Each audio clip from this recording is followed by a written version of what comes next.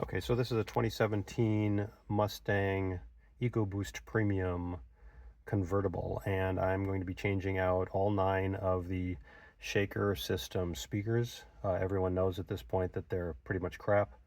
So I have purchased some new speakers, and we're starting off with the center dash speaker.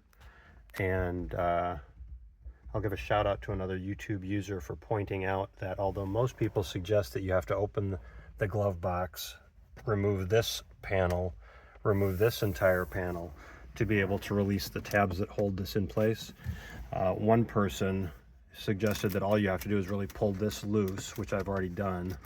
There's 2 tabs that hold it on the top here. Pull it loose, but not all the way off, and then you can pry this up and get access to the speaker without having to take all of that off. So that's what I'm going to be attempting to do.